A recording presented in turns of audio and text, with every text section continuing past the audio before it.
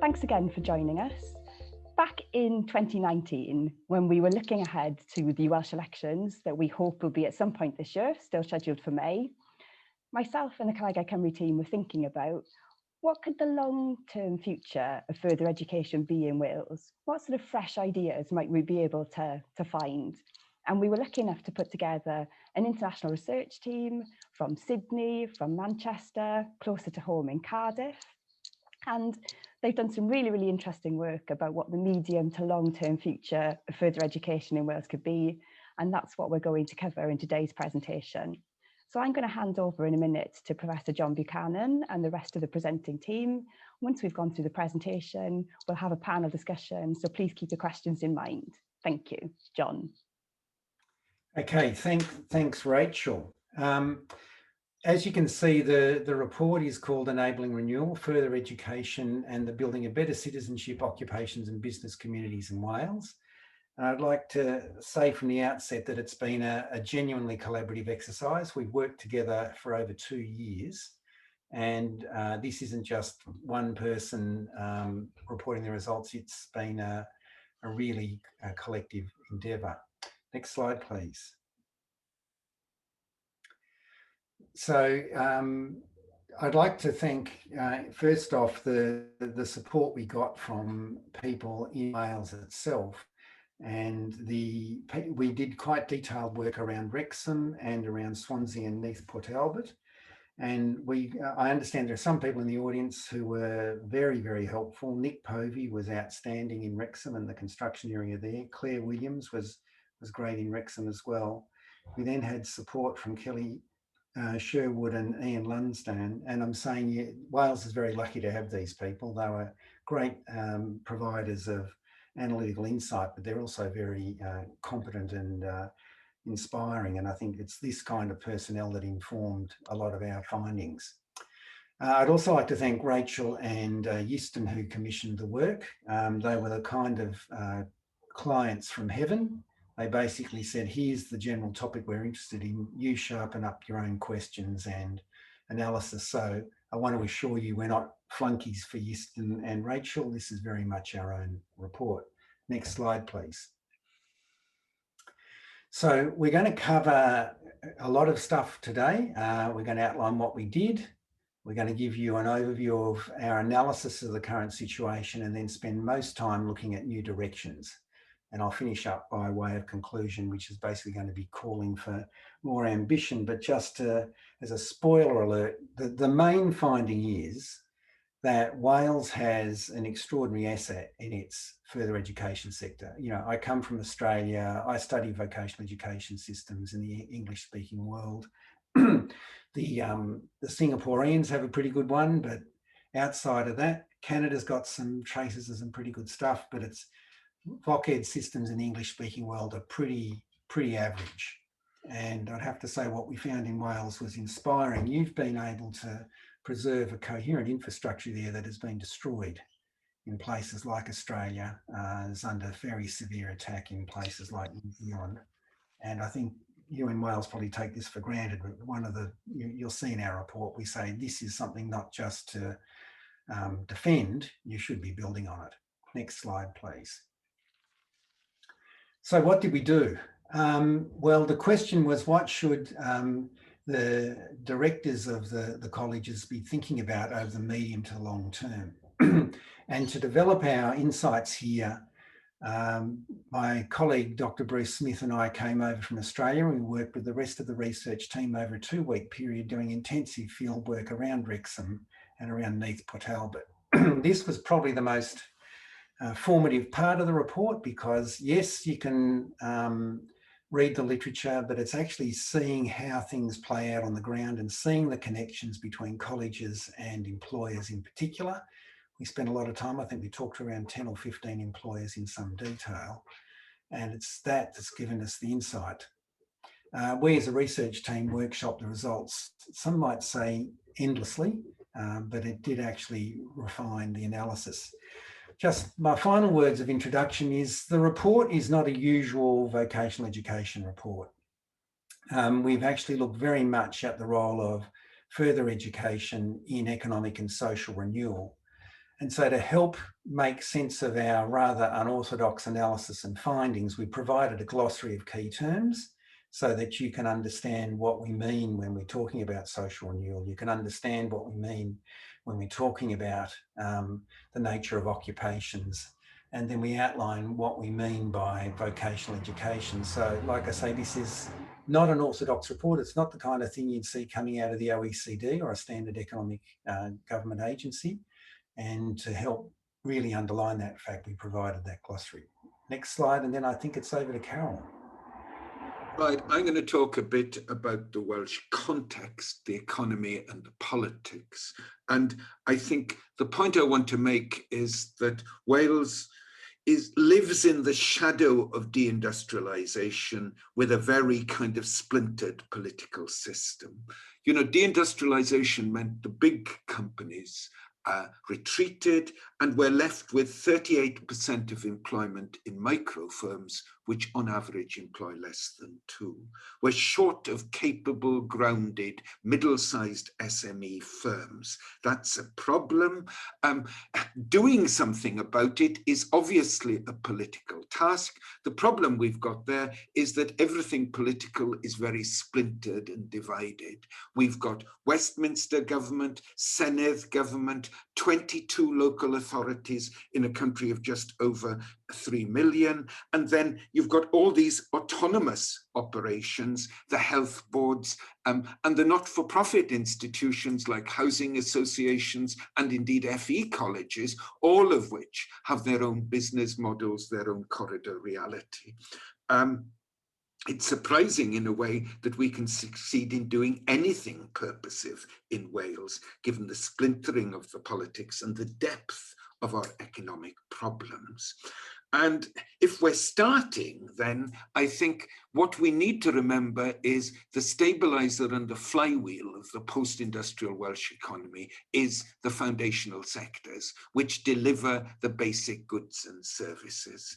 And I think the leading sectors of the Welsh economy are publicly funded health, education, and care.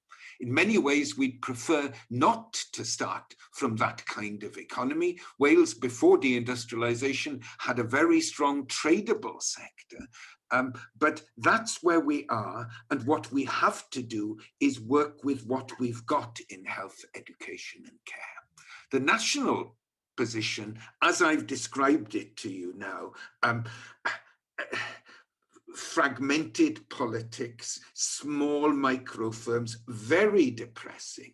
But if you then shift to the district level where we did our field work, then things look a little brighter, because we've got what John calls shining light employers who combine commercial acumen and social values and are grounded in their communities. You know, I did the field work in Wrexham and got Wind Construction, Pendine Park, and national organisations like ColegauCymru, all of which are exemplary. We don't have enough of them, and the problem is to get more of them. And then we've got the big asset at the district level of the campuses, as at Wrexham, which are embedded in the business communities. And really, in many ways, what we're proposing in this report is to use the campuses more aggressively to build the business communities. But now over to Caroline, who'll explain that the campuses aren't doing that at present, but are training Caroline, which in some ways isn't making things better. Thanks. So I'm going to talk a bit about training and the education and training policy, which we know over many years has focused on increasing qualification levels. So getting the GCSEs, people into university, increasing the numbers of vocational qualifications and apprenticeships.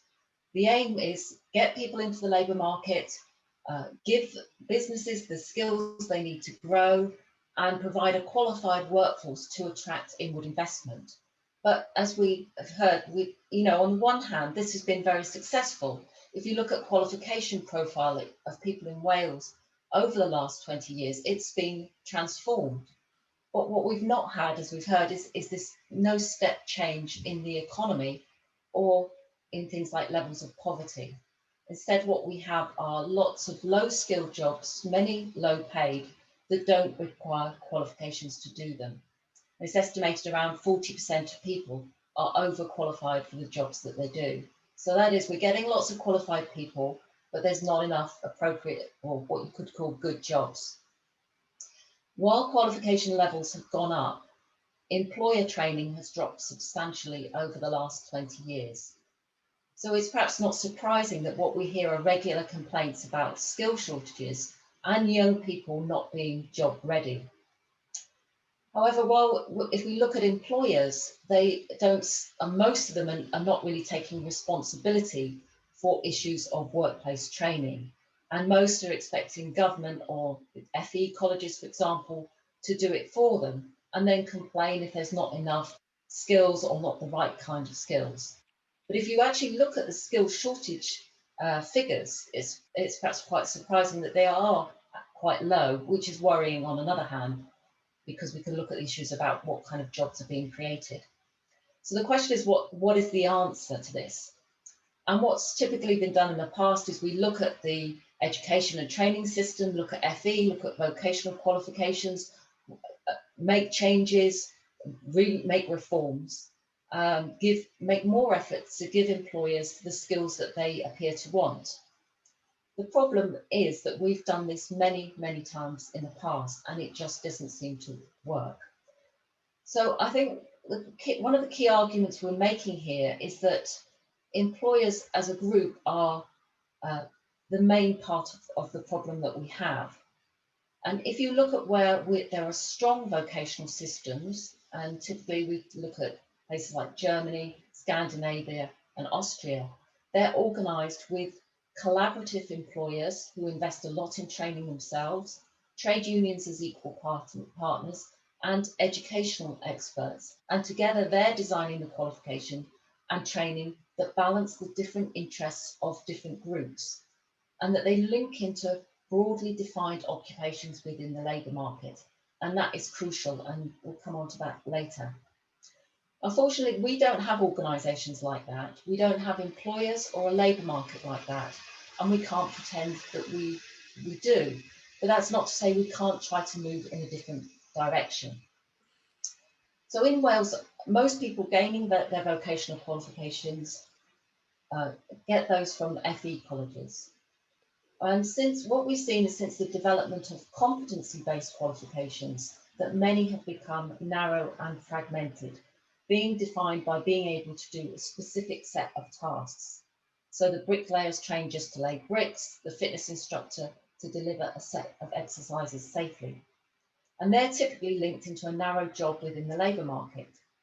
And there's further danger here of a push towards micro-credentials. And then we'll have issues of lack of a broader skill base, a lack of underlying knowledge, or any kind of general education. And this is a particular problem for initial vocational students, who without those broader skills and that broader knowledge will lack the capacity for further learning, progression, and moving between jobs. Added onto the issues that we already have, of course, is COVID and the likely post-COVID very high levels of unemployment, particularly among the young.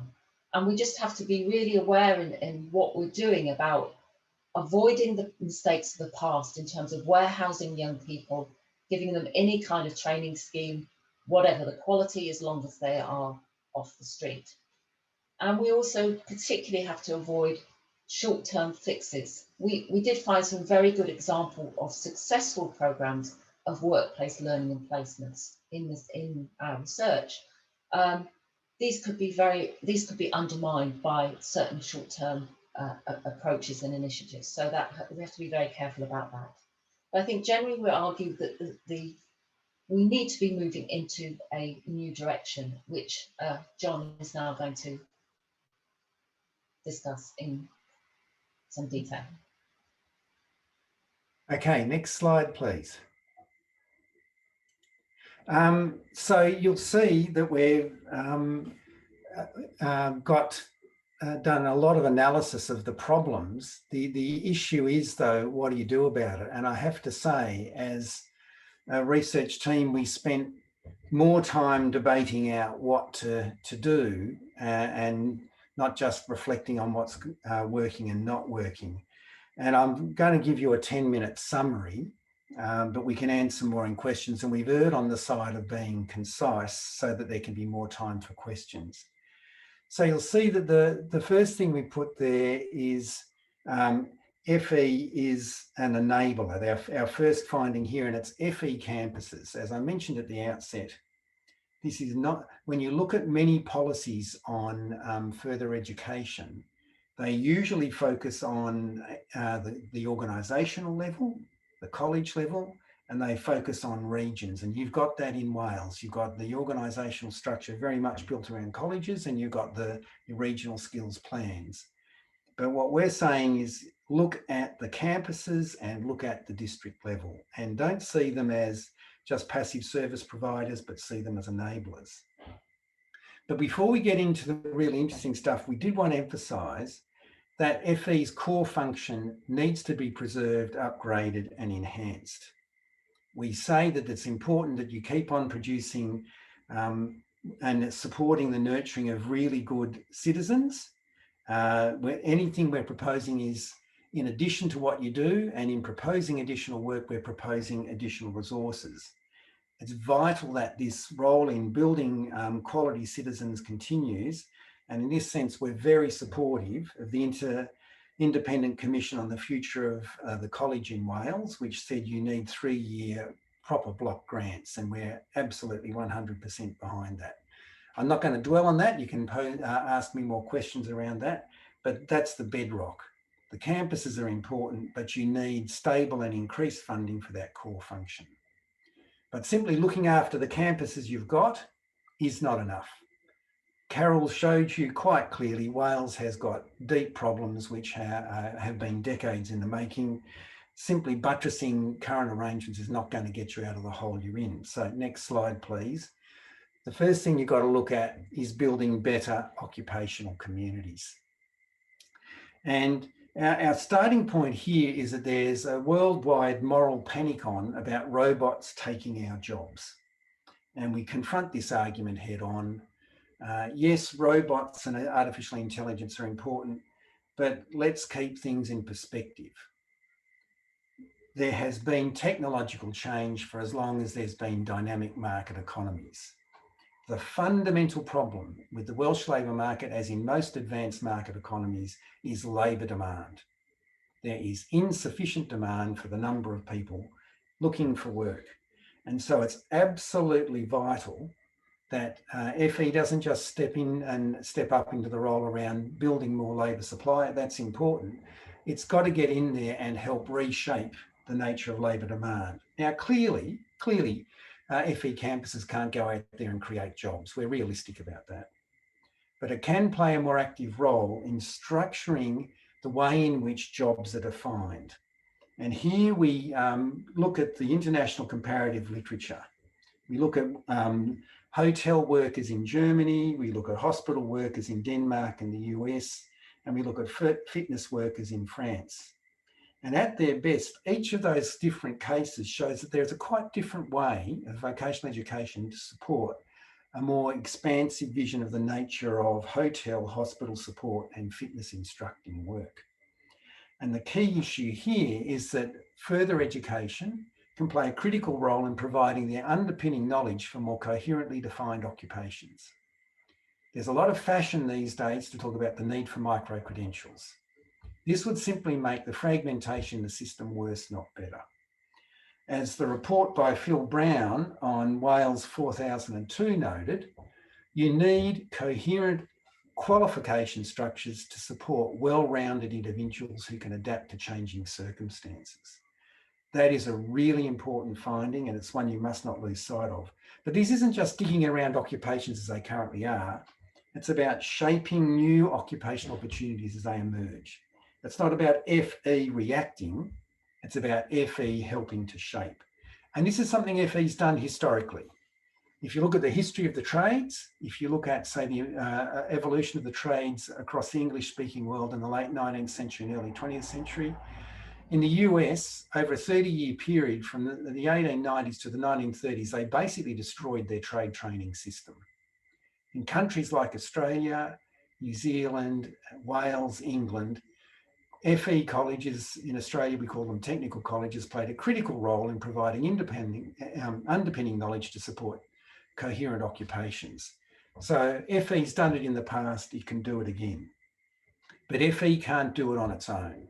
And that leads to our last major policy recommendation. That's the next slide, please.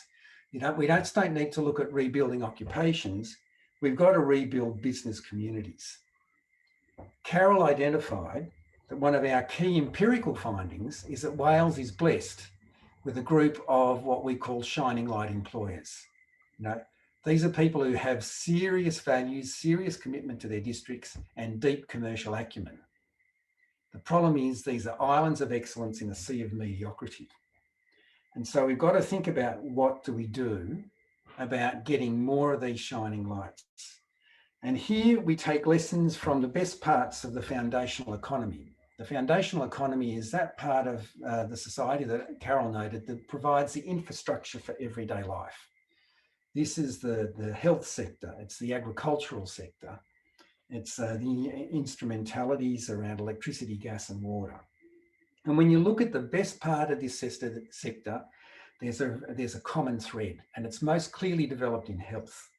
And here in health, one of the reasons a place like Wales and a place like Australia has really good health services is that there's a dynamic link between service provision, education, research and development.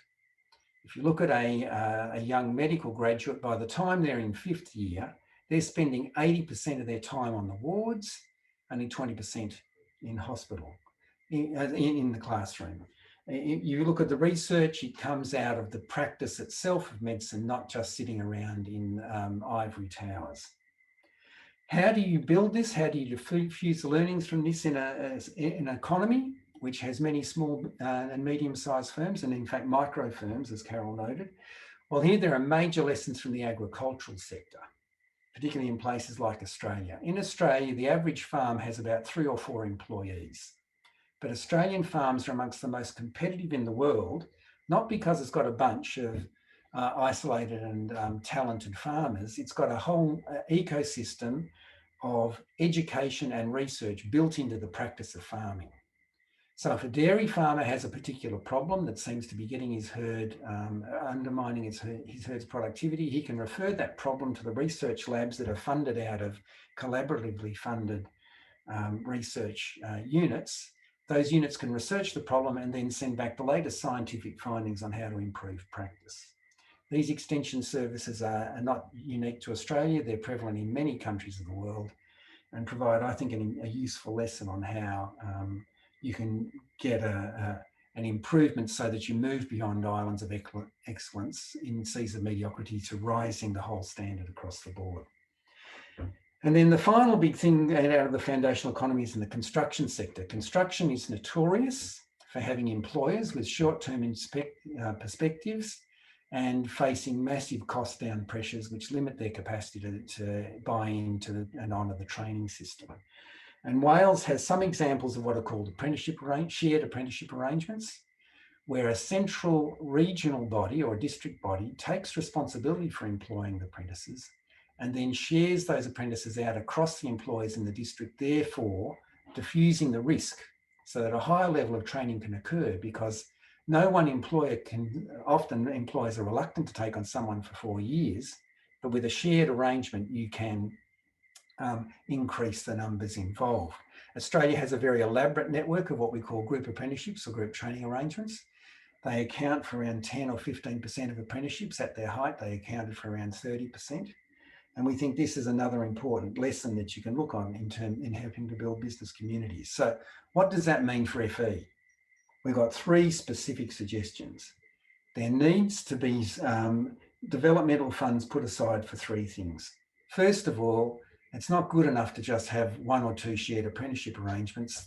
Let's look at how we can make this a way of boosting the levels of apprenticeship numbers in construction in Wales, and find a couple of districts which want to take these ideas forward and if you like, find a path to greater diffusion of this initiative.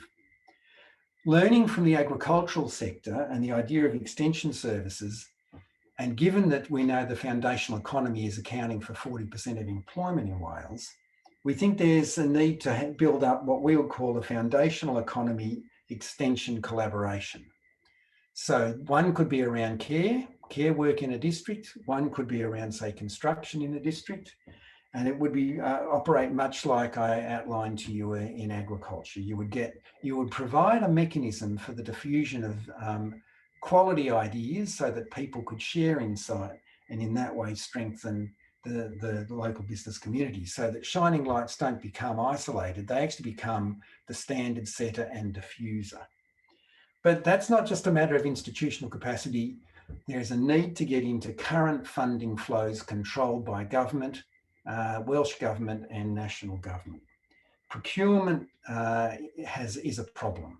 So in business and in the construction sector, the employers we talked to suffered from a number of problems. First of all, often the cheapest price tenderer was awarded a job, which cut out the margins for any employer that was interested in taking on apprentices. And often the work was bundled up in a form that could only be bid for by employers of greater size who usually operated out of England. So a bit of creative thought on how we can use procurement can actually help to restructure the nature of labour demand. The same is in care work. And we talked to a number of care providers in sectors as diverse as juvenile justice, areas such as aged care, disability support. And the constant churning around compulsory competitive tendering really limits the capacity of people to take a longer term position on how they'll build up jobs. So that in a nutshell then, in building better business communities, we've got to look at things like shared apprenticeships, extension services, and reaching local accords with to shape the flow of funds around procurement in things like construction and care. So how are we to conclude? Next slide, please. The argument's pretty simple, really. As I said at the outset, within the English-speaking world, Welsh FE is in very good shape. And I think you guys probably take it for granted, but I can tell you as an outsider, you know, it's a real shining light in its own way. And you've got to take that as your starting point. Positioning for the future, however, requires rethinking. And the first is and it sounds like a paradox, you've got to be both more realistic and more ambitious.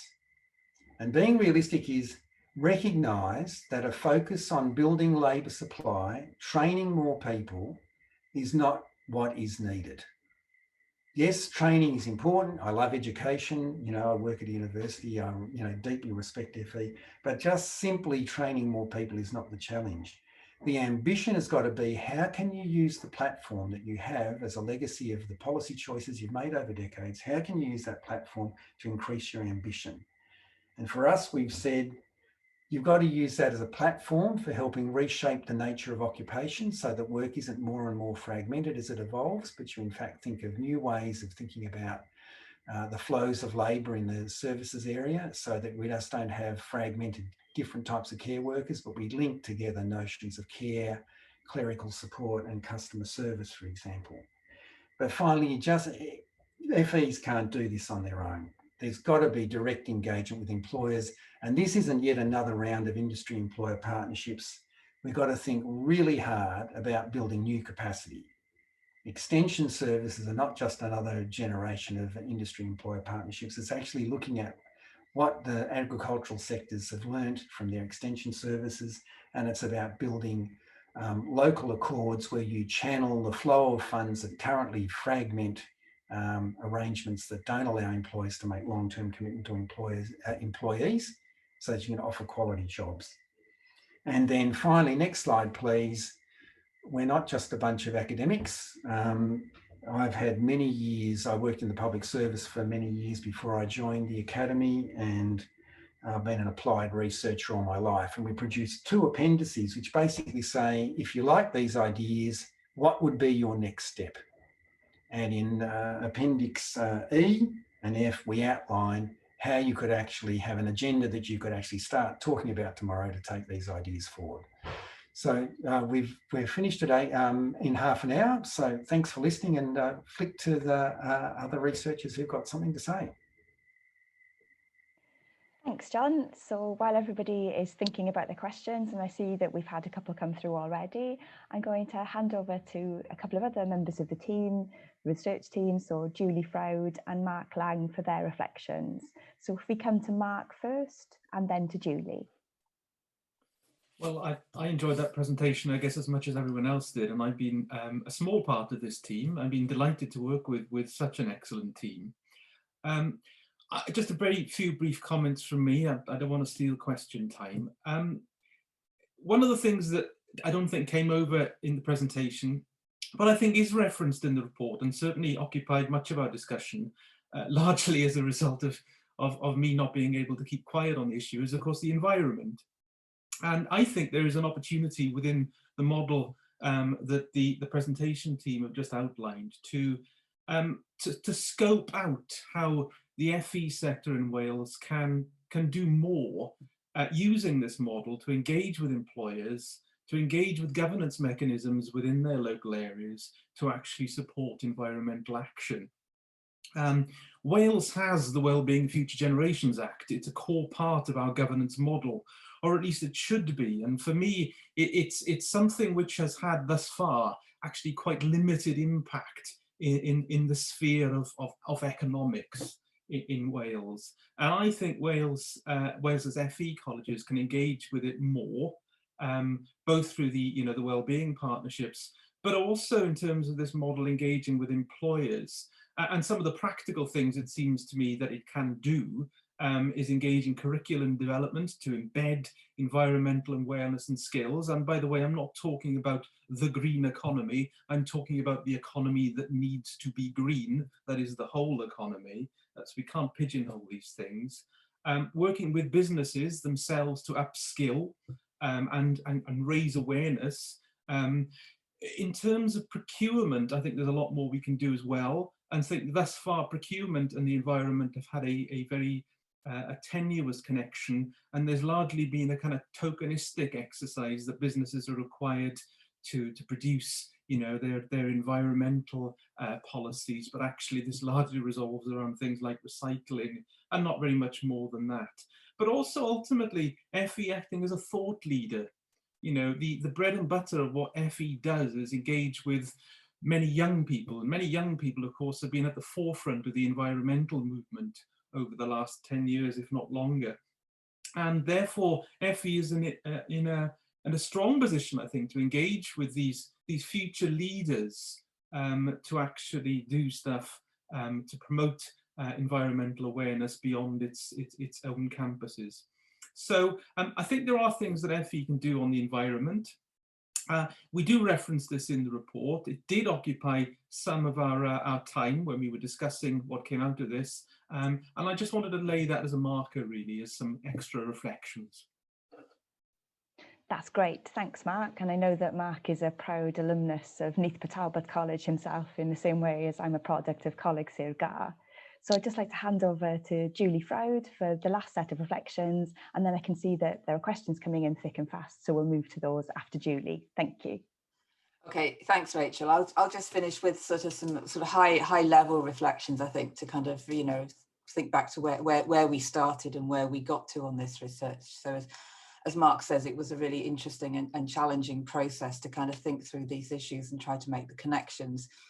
And I suppose we started from this, from this knowledge that we've got deep-seated problems in Wales that stem from decades of deindustrialisation and other processes, and we know we've got problems about missing middle and grounded firms in the Welsh economy.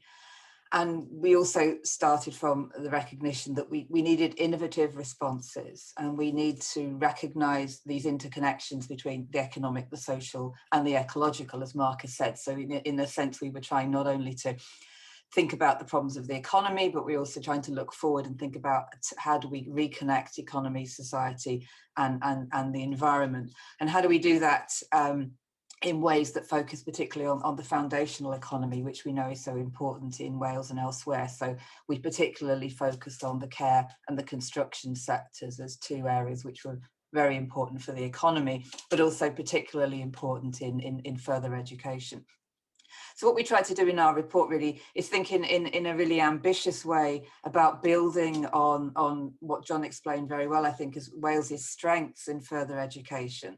So how do we enable further education, the colleges, the campuses, to be more important as intermediaries and partners? So how do we strengthen the business communities, the occupations, the citizenship? And I think, you know, we've you know, as John has suggested, we've got all kinds of quite practical ideas, but I think at the heart of this is these ideas around alliances, collaborations, connections. And I think those are some of the key messages. So I'll stop at that point, Rachel. Thanks, Julie. So first question then touches on extension services. So Claire's asked, to what extent would extension services be able to be the fulcrum to shape and build capabilities in different key areas? So for instance, would it be a means to look at town centres, for example? So I don't know, John, do you want to start with kind of how this might relate to your point about extension? Sure. No, yeah, I think it's a good question. What, in a sense, it's saying, what concretely would it look like?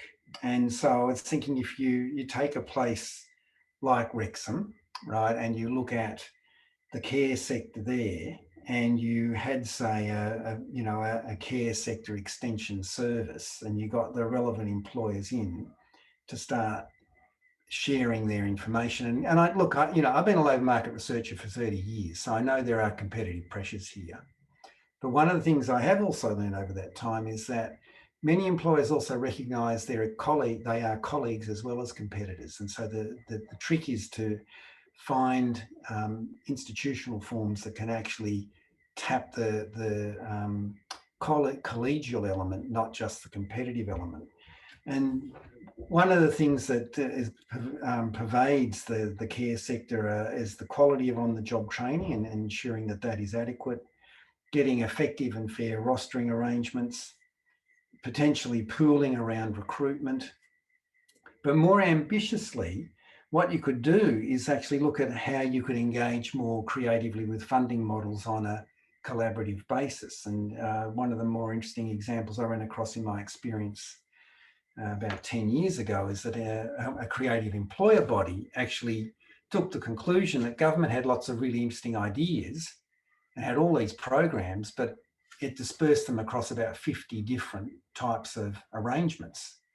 And what that employer body did is aggregated proposal, or put in, say, 50 different proposals, but then pooled the funding so they could get a critical mass of support staff, field officers, who could then do things like help. In this case, it was developing skilled workers and also developing with industry renewal.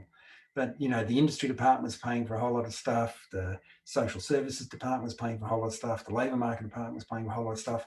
You could do at a locality level, bring all that together and ensure that the whole was more than the sum of the parts. And that would have to be anchored around the town centre. You know, you want to make that part of building up that locality. More ambitiously in construction, I think there is an engineering aspect here. And you would, yes, do all those things. I've mentioned labour related things, but there's also just issues of technique. You know, you could actually start to say, how can we make better use of new technologies and how can we make incremental changes? That's what the dairy farmers do. You know, each dairy farm isn't, you know, at the kind of absolute front line of research and development, but they do bring in the latest thinking to think about how they milk cows. Now, they've been doing this in Australia now for 80 or 90 years, so they haven't run out of ideas, but each farm then over time accrues a series of incremental changes. And I think you could do the same in construction, start to get, if you like, that shared engineering culture. So that's the answer to that question. Is that okay? That's great. Does anybody else have anything they want to add? Carol? Could I come in? Yes, I think the fundamental insight here in the report is that the district is the space of social innovation, that the campus is the key FE active part, and that what we need to do is to get more networking and coordination at the district level. Field officers in an extension service would be part of that. And what they would do would vary according to what else is being done in the sector. For example, in Gwynedd, you are already doing reform of home care away from time and task on a patch basis. And in that case, you'd expect field officers in care to support that effort. In other cases, in construction, they might be doing something quite different because the sector has different activity patterns, different problems. Thanks, Carol. If we move on to another question now. So thinking about, is there a role for business education in addressing the relative lack of shining light firms that the report identifies? And do further education learners see starting a business as a viable career option? So I'm going to come to Caroline in a minute to have some reflections on this. But I remember that in a previous role, when I used to work at Federation of Small Businesses, we did some work on young people in Wales and how likely they were to think about entrepreneurship and starting a business. And we saw that the younger learners, they were very keen, but by the time they came to sort of their teenagers, their sort of 16, 17, they'd been put off. But certainly in those early years, young people from Wales were more enthusiastic about starting their own business than virtually anybody else in the UK. So there's certainly an appetite here. But over to Caroline. Yeah, I think we have to be realistic about when people are actually successful in starting their own business, and it's usually after they have experience in the workplace themselves and then develop from that. So it's very difficult for all but a very few minority of 16 or 17-year-olds to actually start their own business. But I think what the issue with the current qualifications is that people are being trained to do the job. So if you're a hairdresser, you're being trained to cut hair. You're not being trained to think about, well, what would starting a business in a few years' time be? So those kind of basic broader range skills, which might be, I think they're talking about business skills, they have to be specific to the particular occupation. So marketing, how would you do that? Not marketing in general, but marketing in relation to, starting your own salon, accounting, finance, those kind of issues, which could be incorporated into a broader qualification, which not only would set you up to be a hairdresser, but could allow you to move into other occupations. So you have those kind of skills. So I think there is a need for the incorporation of certain skills. We can also think about issues around green skills, environmental, using products environmentally and so on, and purchasing. But again, I think it's also a big issue for learners coming back, for lifelong learning, for those people who are already in the jobs and want then to gain those business skills. How do they develop them from that basic knowledge? So I think that is where you can start developing more networking with other organisations and using the FE College as a foundation for encouraging people in particular jobs to come together and learn those skills in ways in which they can learn how to develop their own businesses. Thanks, Caroline. Does anybody else from the panel want to come in and add anything to that? Mark? Yeah, just briefly, I was just reflecting on this idea of actually the previous question about place-based working, and the question from Claire about, town centres. Yeah, there is a role for FE to bring businesses together. And if you link that to the context of the current question, it seems to me that what we're talking about here is a cooperative economy rather than the competitive economy at the place-based level. And if FE institutions can play a key role in bringing businesses together, it's not just about what FE is teaching business leaders either of today or tomorrow through their own students, but also what business leaders can teach each other. In public health, we talk about barefoot doctors, people learning from community members about health. Well, it seems in this model there's an opportunity for FE colleges to bring business leaders today together to teach each other at a local kind of cooperative-based model. Thanks, Mark. I can see the questions are coming in thick and fast, so apologies if we don't have time to get to them all.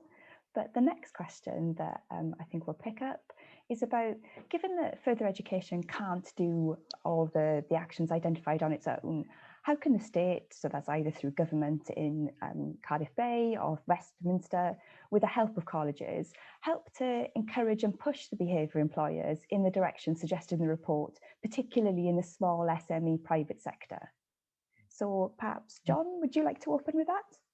I'm happy to take that. Yeah, look, the thing we really want to emphasise, we are not offering a massive national campaign, right? We've been quite focused in the way we've thought about this, and this is a call for novel experimentation.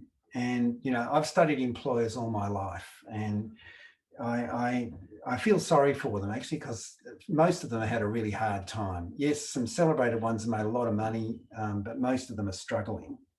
And I think if you're trying to look at reforming employer practice, you've got to work with the ones who are able to get their heads above the pack and are prepared to offer some kind of creative leadership.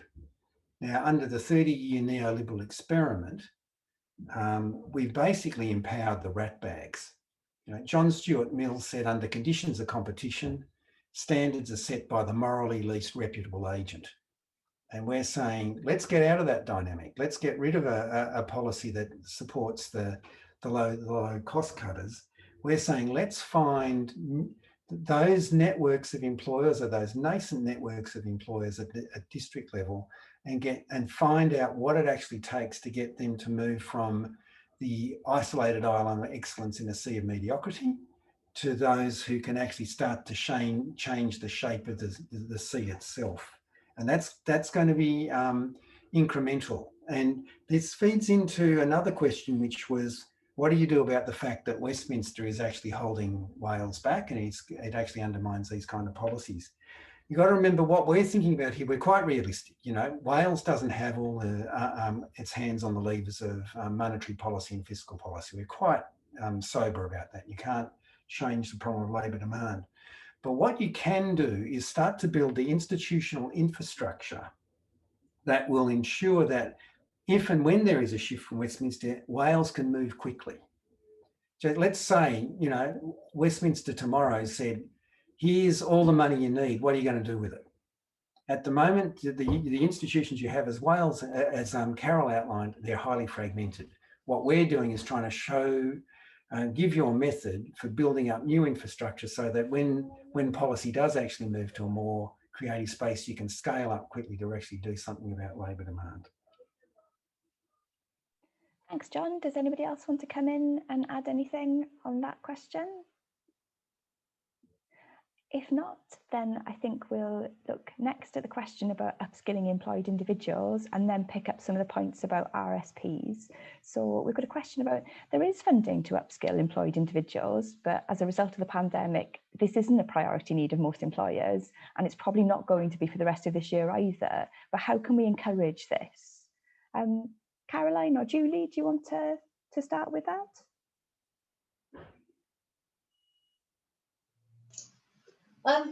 Yeah, I'm not quite sure what it's getting at, because I mean, I think the issue that we're trying to look at is how do you upskill the jobs?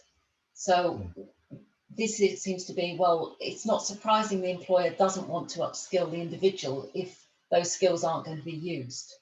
So there needs to be some discussion about, well, what is the purpose of upskilling people? And why do you want to do it, and what kind of skills, and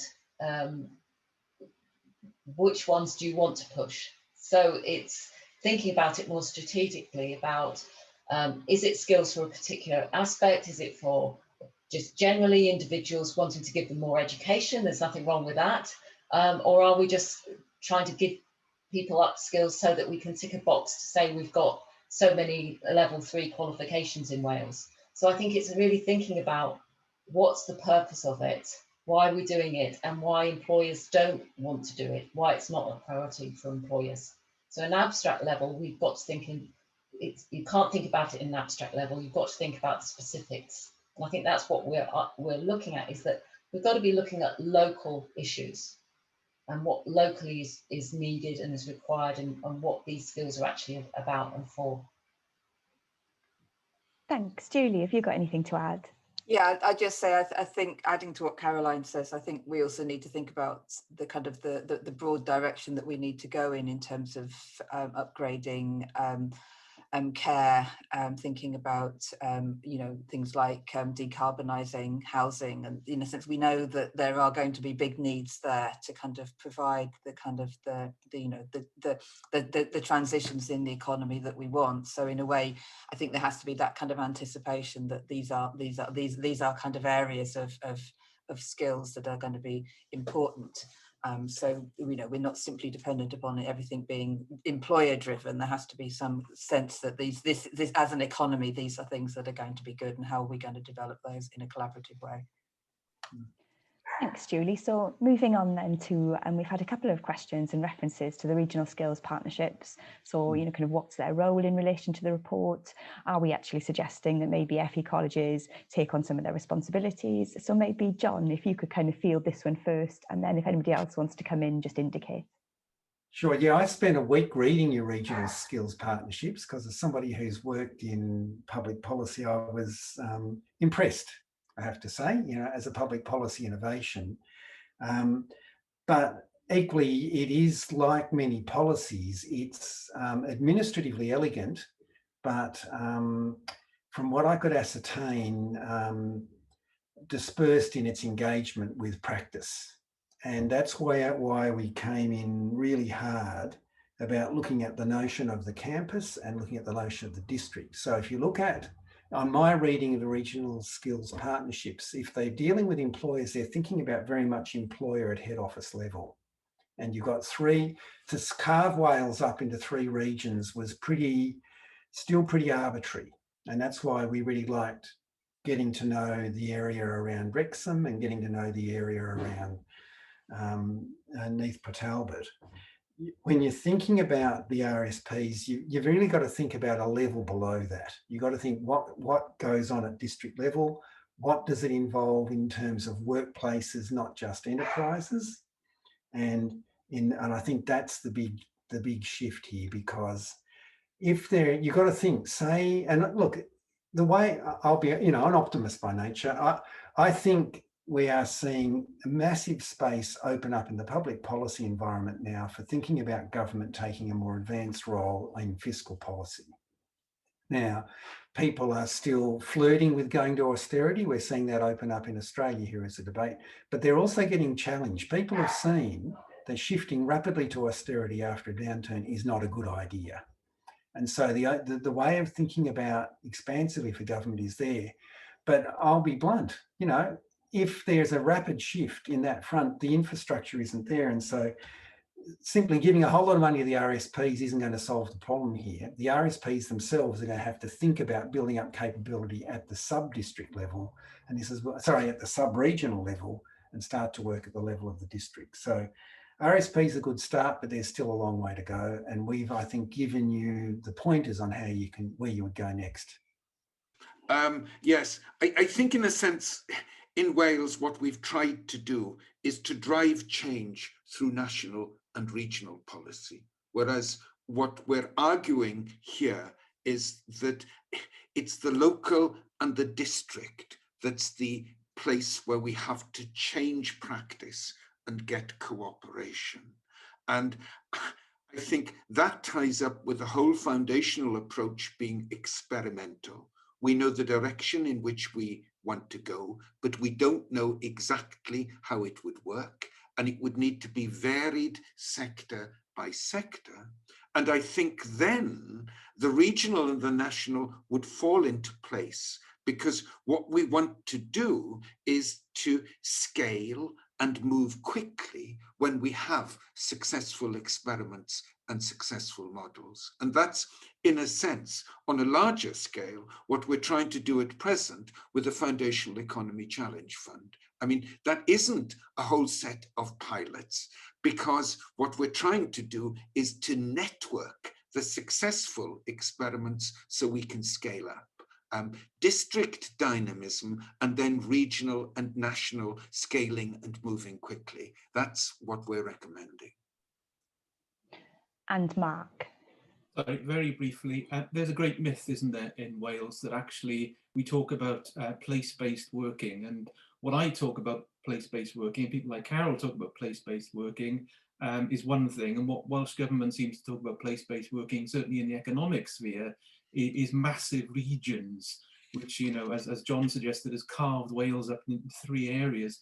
I think there are some very good people engaged with the regional skills partnerships doing some good work, but they've been handed a very difficult agenda, and to suggest that you can engage correctly or fully and also develop a plan, a skills plan for an area from the north of Powys through to Pembrokeshire, picking up Neath, Talbot and Swansea in the middle, as it were, in kind of midst of all of that, is hopelessly optimistic. What we're suggesting is something that needs to be done much more locally, much more nuanced, and actually much more place-based in reality. And I think we're all in the business of hopeful optimism rather than hopeless optimism. So a last question, I think, about procurement and construction. About procurement is quite difficult with current Welsh Government rules. How can we get Welsh Government to maybe look at this in terms of local companies and make changes to kind of bring things more in line with the Future Generations Act? I'm not sure if Karel or John have got any reflections on that. Well, we're running out of time, so can I just be quick? And this goes to Euston's question as well about the role of credentials and rebuilding occupations. You've got to remember this report is looking 10 to 20 years out, right? So procurement policies, they're going to be hard to change. You know, we can't just flick the switch and expect in 3 years' time there's going to be a plethora of, you know, district employment and in education accords. We're going to have to work for quite some years to get that infrastructure in place. Similarly, when it comes to reshaping occupations, people have to start thinking now about what's the structure of the qualifications offer over the next 5 to 10 years, because usually the review of qualifications is done on a piecemeal ad hoc basis. But we're throwing the challenge out. Instead of doing it on a piecemeal basis, actually sit back and say, what do you want low and middle order skilled work to look like in a decade's time? What do you want the flow of funds to look like around construction in 5 to 10 years' time? And it's now you can do something about that, but you've got to start making decisions now to create the space for those choices to become real. If you don't start making those decisions now, you'll just simply be doing incremental changes, which will just be simply a variation on a theme. But Karel knows way more about procurement than me, so I defer to him too. Yeah, the short answer on procurement is district innovation needs to be within an enabling framework. And I think Welsh Government needs to worry less about initiating, leading change, enunciating policy, and more about creating frameworks within which district innovation can happen. I'm conscious that we are very, very rapidly approaching 10 o'clock. We've had a really interesting discussion. I can see there have been a couple of questions about what happens next. Well, today is very much the start of a conversation. The full report will be available on our website, and we'll be sending copies around to everybody who's attended the webinar. I'm very happy to kind of pick up further questions and discussion over the weeks and months ahead. We're already talking to Welsh Government officials. We're talking to people from different political parties who will be seeking to form the next Welsh Government. And we're very hopeful that the ideas presented today will have some influence on future government policy. But we can't do that alone. I think one of the things that comes out of the report is about the importance of collaboration and partnership. So when you've read the report, if you like what you see, we're more than happy to kind of work together with anybody who's interested to take some of these things forward. It just remains for me to thank everybody who's attended today. Thanks for giving up your time this morning, but particular thanks to all our panelists. This is again the point at which I would invite you all to applaud, but instead I think it's probably time for us all to go off and put the kettle on and have a cup of tea. Thank you very much.